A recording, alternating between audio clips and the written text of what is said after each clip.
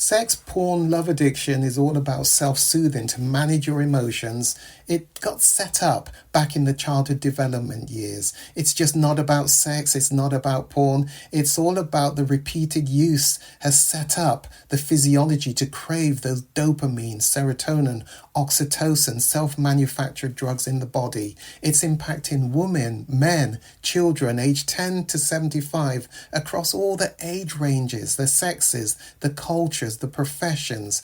It increased exponentially during COVID lockdown and impacting so many lives. The Kairos Center has created the first online comprehensive sex, porn, love addiction. It's a video on demand recovery program which you can access from anywhere in the world and begin to see identifiable changes just within 6 weeks of beginning this weekly program. Kairos means your appointed time. Isn't it your time to reclaim your life? Bring color back to life without shame. Click the link below and begin your journey. You owe it to yourself and to others.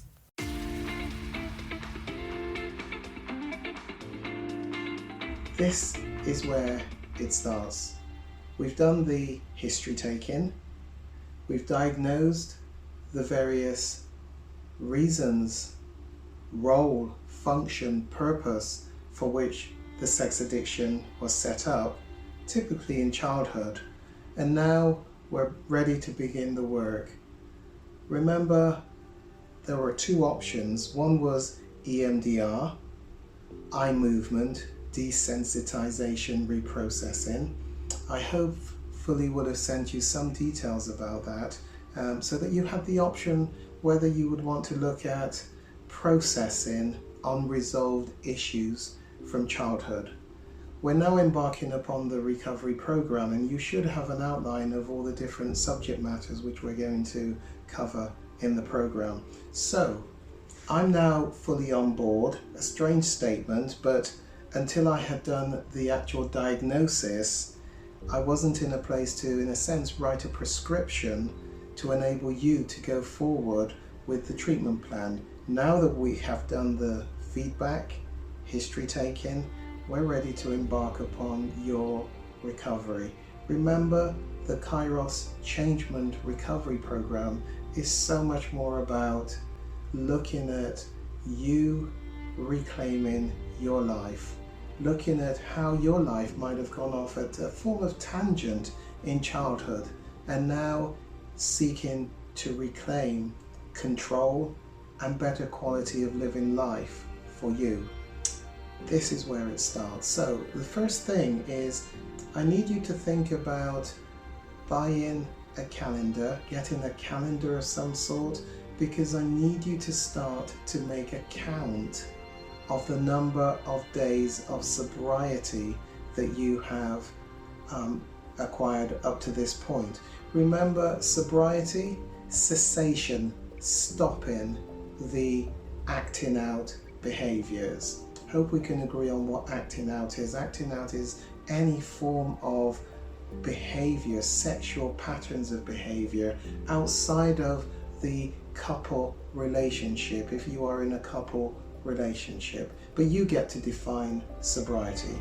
So count how many days that you have not acted out up to this point and keep a note of exactly what the numbers are.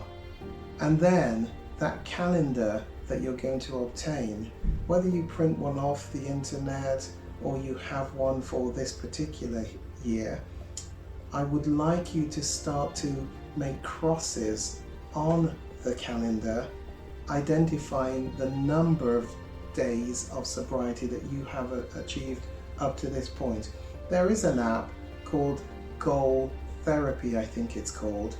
I'll put a link to that on this particular session so that you can download that app and use it. But every day, at the end of the day, or perhaps the beginning of the next day, I want you to be able to show that you have put a cross, a notch, so to speak, through the day before, showing a completed day of sobriety. And I want you to keep a check of every day's sobriety that you achieve. keep a number score so that from time to time you will be able to identify this is the number of days that you have achieved for your sobriety.